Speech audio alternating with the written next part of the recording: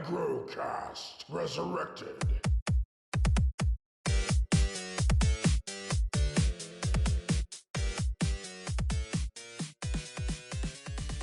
Hi, welcome to the AggroCast. This is Ray Bruels with David Hades Becker. Today we are talking about Diablo IV. So, David, Yeah, I know Diablo. you got to play some of the beta for Diablo IV. Yes, I got it. I got into the beta back when I think it was around St. Patrick's Day. They opened up a few channels where people could play 3 of the classes, and then like the next weekend you were able to play all 5 of the classes. And then there was the server slam that they did, which was like a server stress test to make sure that when the game actually launches in June, it just doesn't crash as every other Blizzard game generally does on launch day. But yeah, that was I got to experience many different levels of Diablo 4. I haven't really looked at any of the Diablo 4. I played 1, 2, and 3, played the shit out of 3, and then for a Mhm. brief moment I downloaded Diablo Immortal and then quickly deleted that off my phone just because I was like, no, I don't need microtransactions. And as much as I love the franchise and the IP, I just cannot bring myself to do it. What classes are you getting to play in Diablo 4? Well, I mean, as of right now, I think they have 5 core classes. They have the Rogue, Sorcerer, Barbarian, Necromancer, and Druid. I So, think those are the only ones they've announced so far. So kind of a smattering of classes from the other games in the franchise. Yeah, somewhat. Yeah, like I think a couple of them haven't shown up in other games, and then some of them like not brand new, but like they're being more focused on instead of being like a DLC or something like that. It's interesting that they chose these 5. Yeah. I have a feeling there's going to be more that come down the line, given that it's Blizzard and how they normally do like microtransactions, or not even microtransactions, but like DLC, or like, oh yeah, spend another $10 here, or get the season pass, and you can get this next character that's like randomly the fighter, or Kind of like what they we're did. bringing the wizard back. Yeah, kind of like what they did in 3 with the Crusader and the Necromancer? I think it was Demon Hunter. Demon Hunter. Okay. Yeah, and we haven't seen the Rogue class since Diablo 1.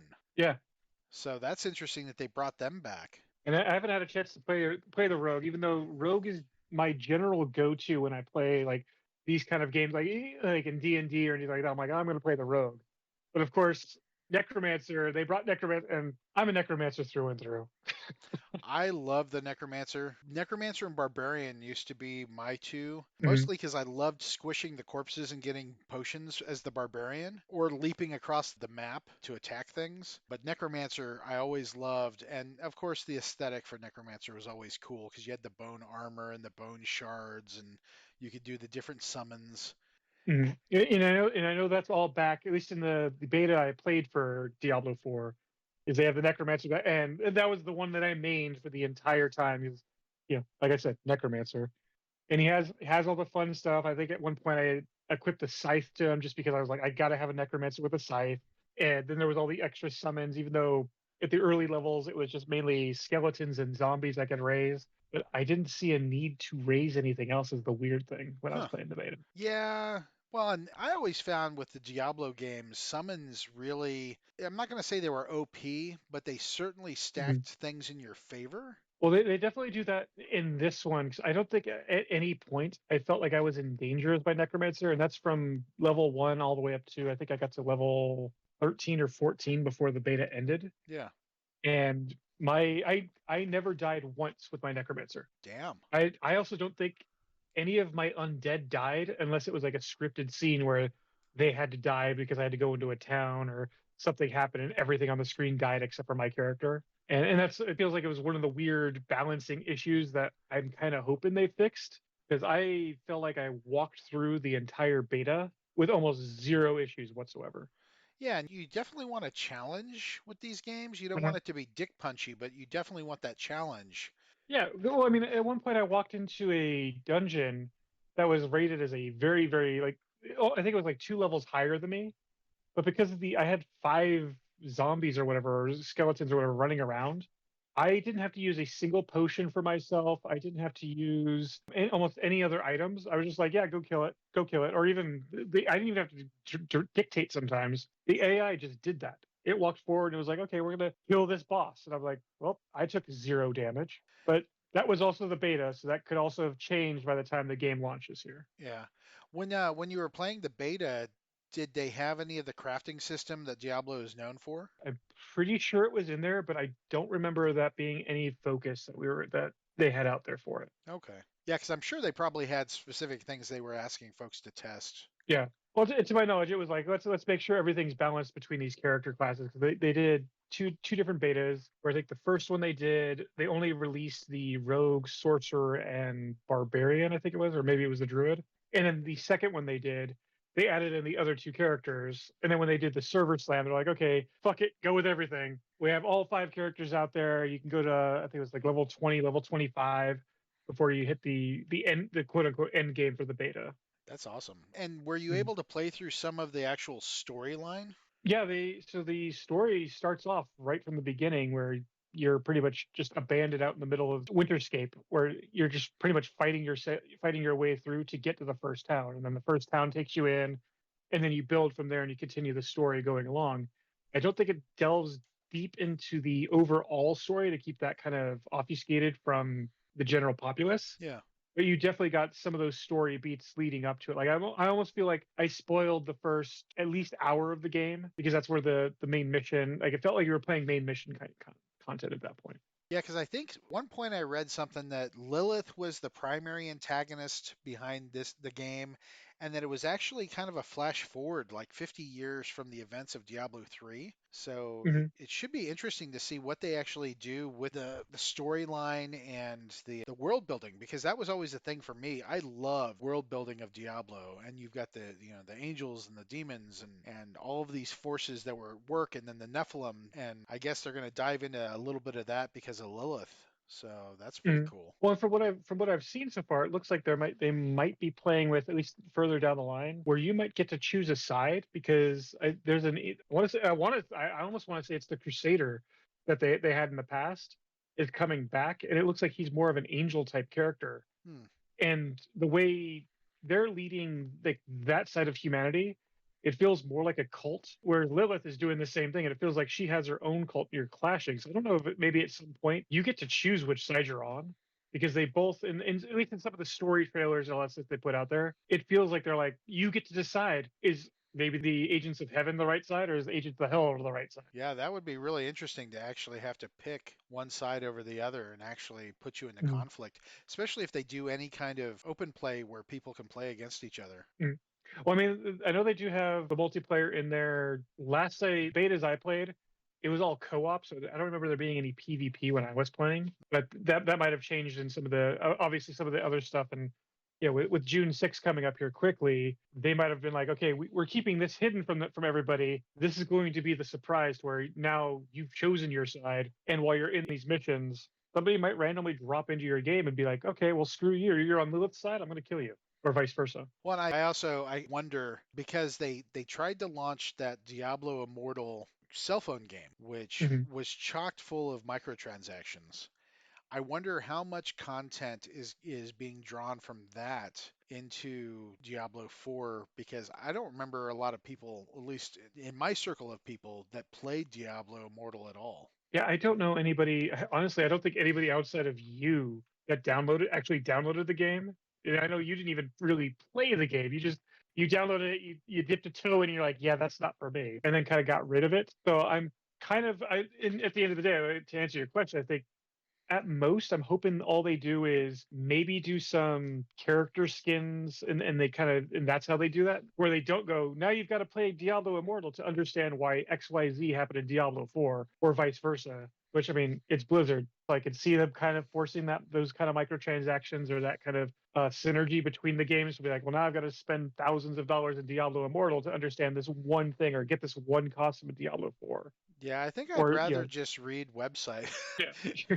There's YouTubers out there. I guarantee someone will go through that. And here's all the lore you need to see it. Here's how cool this is. I mean, I think it was not to harp on it again, even though we've hit it so many times. Marvel Strike Force, when they did the same thing with Midnight Suns, they had a couple of special costumes in Marvel Strike Force specifically for from Midnight Suns. And I'm like, but they didn't require any cost. You just had to do like basic gameplay stuff. I was like, okay, keep it that way. Don't make me do a microtransaction here and there so I can have this over both, in a mobile game nobody fucking cares about.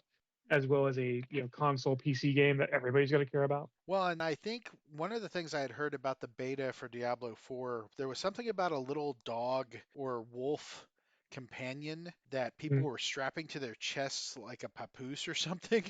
I had Yeah. somebody telling me about that. Well, I think that's the because Blizzard's done this in the past, where it's like if you give them your time, you give them your effort, and you put in the work into their betas, they give like they did it with World of Warcraft, where it's like here's a little cool little companion you get because you actually helped us out try to make the game better. If I remember correctly, that's what that is. Is it's hey you were in the beta, here's your cool little extra thing that we're not going to give to anybody else for like another year or so. So now you can strap this little cool little dog companion to yourself. And I think it might have some small game mechanics in the mix, but I don't remember what Yeah. outside of you have a dog strapped to your chest now. Well, I'm certainly hoping that this new Diablo game works out and actually builds some resurgence into the franchise Mm. because it No, is I definitely one of my agree. favorite ones. I mean, how long has it been since Diablo 3 stopped putting out content? It's been a while, hasn't it? Yeah, it's been a while. They were still running different events during the pandemic. I know a lot of folks at the height of the pandemic had gone back to Diablo 3 because they were doing like not campaigns, but they were doing these events periodically. And so they were Mm. keeping people enthused and gave people something to do. But I don't know when they actually stopped creating content or putting out fresh new content for Diablo 3. I think was it the last? I think I want to say the Necromancer was the last thing they put out, and I almost want to say it was like 6 years ago, like 2017 was when that DLC came out, and then everything else has just been kind of people doing their own little events and all that stuff, but like without any new content. They're just like, we're gonna play with what we have Yeah. and just keep it going. I know there was also the Diablo 2 they did or remaster they did, and then obviously Diablo Immortal, Yeah. which we don't want to talk about. And I remember playing the Crusader because Juliet had it for the PS4, and that's where I Hmm. first played the Crusader was on the PS4. And holy shit, that class was, I would say that it was OP because it was incredible. We just fucking stomped through the game without a problem. And that's kind of why I hope that the storyline ends up leading into that the Crusader is the other character that we're going to get introduced to later on in Diablo 4 is like one of the other either not even antagonists but anti-heroes or something else that's causing some kind of strife in the game. Yeah. So, At least as long as it doesn't do the whole like, oh nope, here's just another DLC character to download. well, I also wonder if they're going to do anything with the henchmen because in the past, some of the Diablo games you could have henchmen, which I thought Mhm. were kind of a neat concept. I never really did much with it, but I remember it being there. Well, so far with the classes they've announced, I don't I don't see where they would fit a henchman in. Like I could see animal companions or familiars. I mean, obviously the necromancer has its undead servants, but like a barbarian's not going to really have a henchman. Rogue's not going to really have a henchman. Then when you look at sorcerer and druid, the sorcerer may have like a familiar, which would just be another animal or some kind of special creature. And the same thing with the druid, who might have an animal pet or something like that. Yeah. But as far as a henchman goes, I don't. There wasn't anything that I remember in the beta.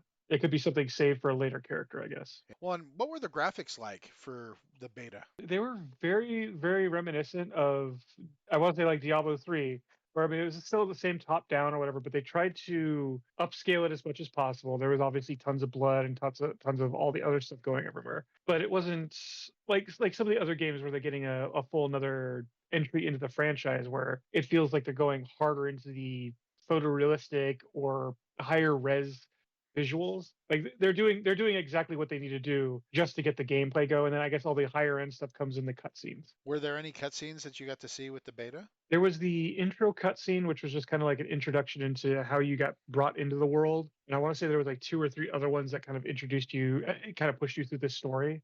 But those were the same level that we'd expect from Blizzard at this point. Like it wasn't in game; it was all like CGI cinematic stuff. I have always been impressed by a lot of their cutscenes. I always wished that they would have done a Diablo movie of some kind because Mhm. the cinematics were always really, to me, compelling. It's funny you bring that up. So I remember somebody was talking about that specifically with Diablo 4. I think it was Corridor Crew. They brought this up on one of their YouTube channels where they're talking about the visuals that we see now for Blizzard. We've just always imagined that way. And they played one of the original cutscenes from World of Warcraft. And it's almost like a night and day difference where everybody's minds were blown on this amazing CGI they did for World of Warcraft. And now you put it up next to Diablo stuff. And they're like, Oh no, that was child stuff now. That was something from like the early '90s, and now we're Yeah, talking like Avatar level graphics on the new stuff. it's pretty As impressive. a small segue. Yeah, no, totally.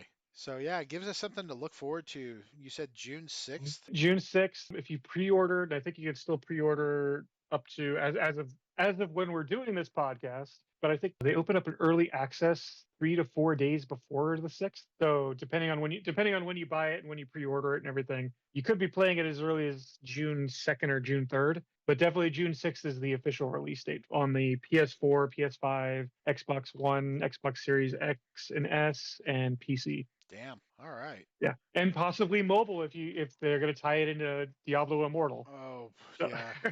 Let's hope they don't. Yeah, I mobile games, man, I tell you. I yeah, I like how we try to stick away from doing mobile games, but somehow it just keeps sucking us back in. Well, and I think part of that is we can blame Mr. Hartgrave for that and Marvel Strike Force. True. But Yeah, that's where I'll pass the blame. That's why we'll keep sending him horrible things to review. yeah. Yeah, so Frank, if you ever listen to this, just know that it's all love and we just love to torment you. Exactly. But yeah, it's so great. Are you actually signed up to pick that up when it comes out? You an early buyer? I'm not an early buyer yet. I've got my eye on it. I have a few other irons in the fire right now that I've got to work through because I want to sit down and I want to just dive into it for myself. But with everything else going on in life, I know I'm to give it its proper due. I got to hold on a little bit for it. That's fair. Yeah, I might look to pick it up just because I know Juliet and I had a good time playing 3 together Mhm. on the PS4. So we could just sit down on the couch and just kind of hammer through that. Well, now you guys can go get it on both of your PS4, PS5, everything you've got, and your PC. Play with each other in the house. Yeah. Yeah, scream across the house from one office to the other. Exactly. Yeah. Well, I think that about wraps it up for talking about Diablo 4. Yep. Hopefully everybody's enjoying it. And Any last thoughts? I think I've put out all my thoughts out there for it. I just really hope everybody who's been excited for it gets exactly the game they were hoping for. I hope it's not another Diablo Immortal type situation, and I hope everybody that did pre-order it has zero server issues as soon as June 1st or June 2nd or whenever the early access kicks off, whenever that hops in. I hope you're all able to hop in and play it without any issues. And I really look forward to seeing any of the cosplays that come out of it because some of the artistry of the cosplayers is just amazing. Oh, So, I forgot all about that. Like I'm kind of excited when it's dropped. I want to see how well people do for like Comic-Con and oh, show up wearing stuff for that and some of the other various smaller conventions. yeah. Well, and of course, then BlizzCon Mhm. has always been a great medium for the Mhm. cosplayers to go out there and really show off their talent. Oh yeah, but they can go out for Comic-Con, show off their alpha builds, and then go to some of the other smaller ones, show off their beta builds. That way, when BlizzCon comes around, they could be like, okay, here it is in its final form, where smoke's billowing out everywhere, everything's lit up, and there's skulls dripping off of it somehow, and all the crazy shit that we see out there all the time. Well, and talking about Comic Con, we're going to have coverage. We're going to try to do regular podcast coverage as well as some written coverage while we're out there. Lots of pictures, I'm sure. Oh, tons of pictures, tons of video. Hopefully, the idea would be to get some kind of podcast out almost every day, recapping it, because we'll have pretty much the entire crew out there for that. That'll be crazy trying to get us all on the podcast, but it'll be fun to get everybody together. Comic Con is Mhm. always a fun for us media event. Yeah, well, it's going to be bigger this year because of I guarantee because of E3 being canceled. There's Yeah. there's somebody's going to have to find another way to put all that content out. But that is a whole different podcast we can go into. This is the Diablo 4 podcast. Yep. So if you're listening, make sure you check back with us as we start to talk about our preliminary Comic Con coverage and the things that are starting to roll out information wise. But as David said, this was Diablo 4 coming out June 6th. We look forward to seeing the gameplay. All right, David, it was great talking to you. And those listening, we'll catch you next time. Thank you for listening to the AggroCast Resurrected, the official podcast of AggroGamer. For more gaming news and reviews, please check us out at AggroGamer.com. If you enjoyed today's content, follow and subscribe to get notifications of our next episodes. Listen to AggroCast. Do it! Do it now!